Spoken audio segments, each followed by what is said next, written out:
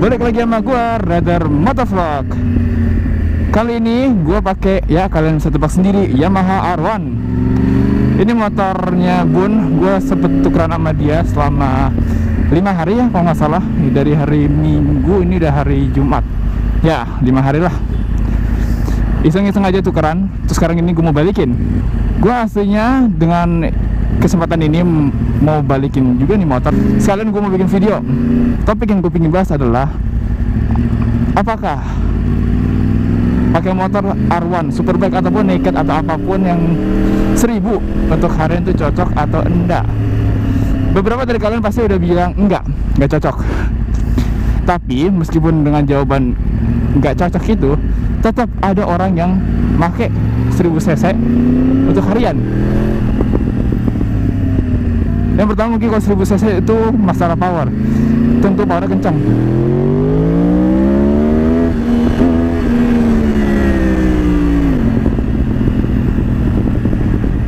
Super powerful, bertenaga banget, torsi gede. Uts. Lampu merah mati.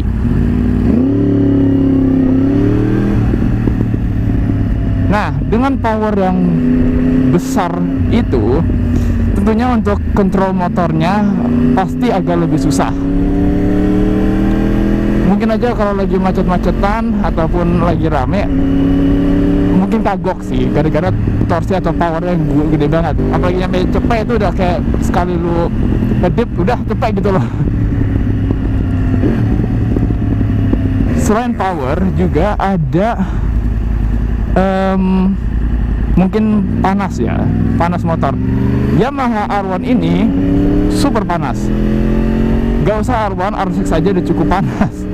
Nah, gue nggak bisa bilang semua motor 1000 cc itu panas.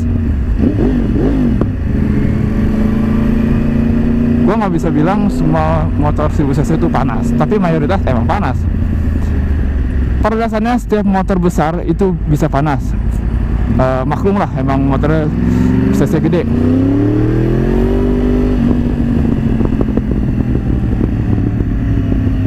Gue aslinya juga belum pernah mencoba kayak Z1000, habis itu ZX10, Honda CBR 1000 sih pernah.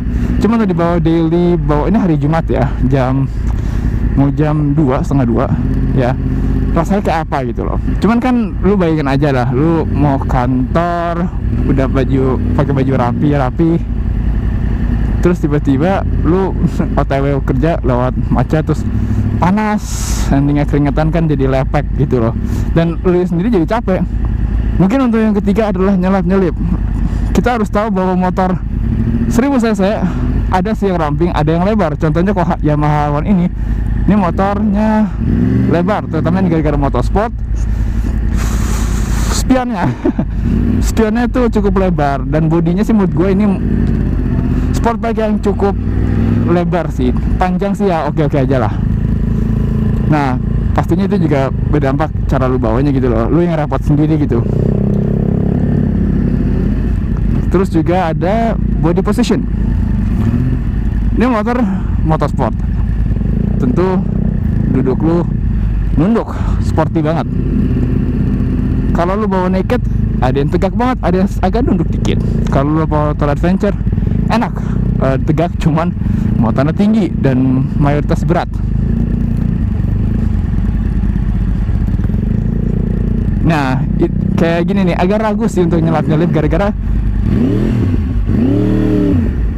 motor kita tuh lebar pastinya. Motor tuh lebar dan gede, jadi takut juga nyenggol orang, ataupun sayang motor kita kena gitu loh.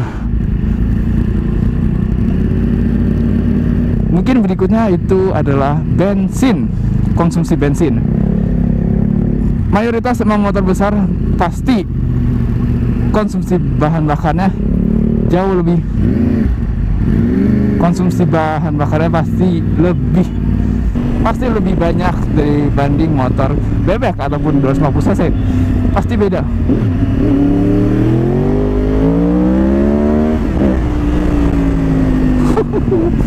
Tapi ini R1 emang wah, tenaganya nggak ngotak.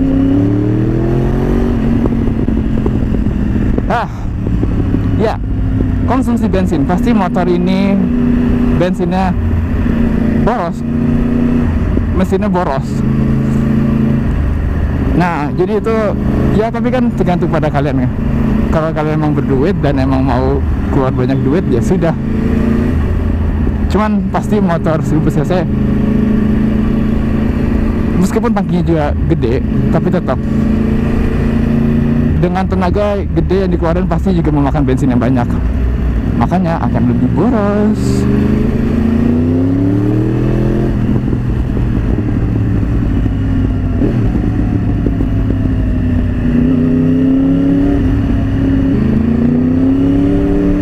Dan yang terakhir adalah berat motor. Berat motor sih boleh dibilang sekarang tuh variatif. Dari 6,5, 500, 1000, 1200.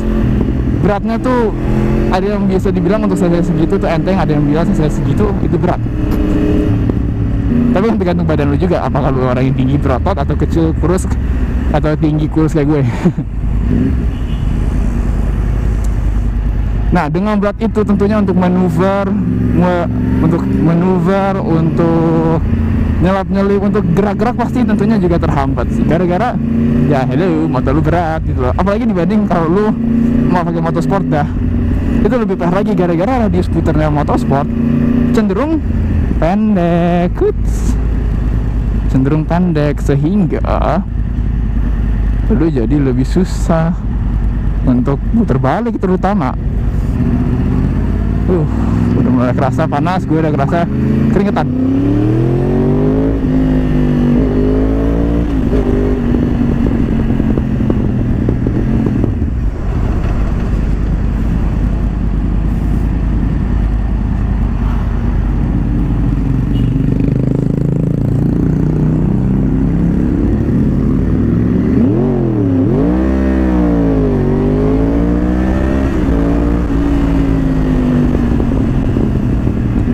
Muter balik kan pasti panjang jadinya, ngelebar banget. Dan kalau lo pakai motorsport gini lama-lama pergelangan tangan ataupun pundak lu atau leher lu udah mulai kerasa pegel. Itulah deritanya lu pakai motor seperti ini untuk harian. Gue R1 kan pakai motor standar, traction control cuma 2. Gue dari tadi cuma pakai gigi 1, 2 gitu mulu karena emang gak kepake. Jadi tapi emang kalau 1000 cc sportback tuh harian di Jakarta tuh emang gak cocok sih, karena emang repot. Tapi ada orang seperti itu. Tapi emang ya kalau lu punya motor ya dipakai dong, jangan hanya pajangan. Nah, itu tergantung juga prinsip orang, dan itu kan pemikiran dan prinsip orang juga berbeda-beda. Ada yang pakai motor emang ya gue mau koleksi, ada yang pakai gue beli untuk emang gue pakai gitu loh. Mau motorsport tapi kilometer tinggi ya bodo amat, kamu dipakai, bukan untuk pajang gitu loh. Oke, dengan semuanya itu ya, mau berat, tenaga, body position, konsumsi bensin, pada akhirnya juga akan tergantung masing-masing orang nggak sih? Kalau gue sendiri personally menurut gue nggak, kurang cocok lah. Contohnya kalau gue pakai R1 atau misalnya 10 untuk harian mungkin gue mikir-mikir. Tapi kalau 600 cc R6 gue juga belum tentu mau. Kalau 636, nah menurut gue tuh kayak contoh ZX 636, motor sport yang menurut gue masih cocok buat harian, masih manusiawi lah gitu. Kalau R6 tuh kayak waduh, itu bener-bener sport bike sih aslinya. Nah kalau 1000 cc personally, opini gue akan lebih pilih yang naked sih. Contoh kayak CB1000 oke. Terus mungkin kayak ya Z1000 oke lah. Gitu sih. Nah, tapi kalau ngomongin motor besar contoh kayak Harley udah di atas 1000 cc, nah itu gue nggak tahu. Gue sejauh ini belum pernah ketemu orang ataupun kenal orang yang daily pakai Harley. Kalau itu sih berdasarkan opini gue. Tapi kalau menurut kalian beda ya silakan tulis aja di komen gitu loh. Kalian lebih sukanya kalau dalam situasi harian nih, buat harian, motor harian pakai 1000 cc better yang mana dan kenapa gitu. Kalau gua akan lebih prefer 1000 cc tapi naked. Contohnya kayak tadi Z1000 atau CB1000.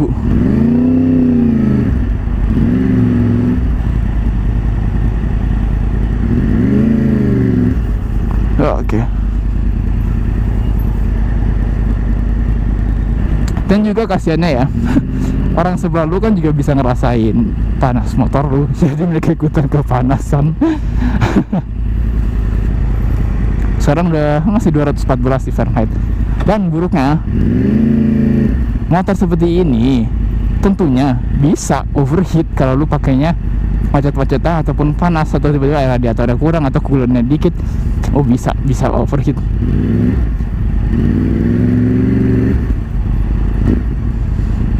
Tapi mungkin ada sih contohnya 1000 cc ataupun 6,5 cc. Contohnya kayak motor gua itu kan Moge, itu 6,5 cc 4 silinder, tapi motor sport touring.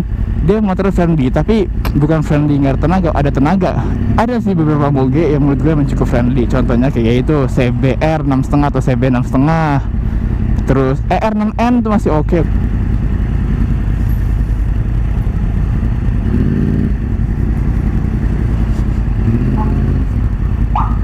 Waduh, dan juga oh iya, gue sempet miss suspensi. Rata-rata motor 1000 cc atau teman sport itu suspensinya keras, dan lu tau lah sendiri jalanan di Jakarta banyak bolong-bolong.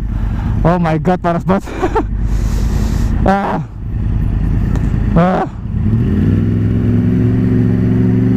Nah, jadi suspensi keras itu bikin lu ya makin gak nyaman sih aslinya. Tapi gimana ya, kalau lu naik moge harian adalah gengsinya dikit. Tapi bukan artinya sombong ya, cuman kayak seru aja gitu lu sendiri. Terus juga mungkin apa ya, 1000 cc yang lebih cocok tuh apa ya, gue kurang tahu ya, gue kurang hafal juga sih.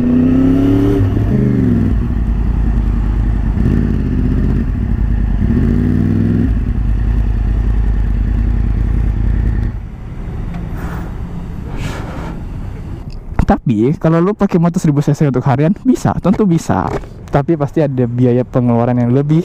Contohnya untuk bensin, mungkin untuk servis ya. Karena kalau kita lihat sport bike kan nggak didesain untuk buat harian, jadi untuk mungkin servis akan lebih sering dibanding kayak motor naked atau kayak gue yang masih cocok buat harian atau touring, yang lebih bisa, boleh dibilang maintenance-nya lebih bisa dalam berjangka waktu lama gitu loh, jadi nggak harus servis gitu sih. Ya begitu sih. Anyway, thanks for watching. Seperti biasa, kalau kalian suka silahkan kasih like. Kalau kalian mau lihat perjalanan vlog gue, silahkan subscribe. Banget. Motor bapak mah enak.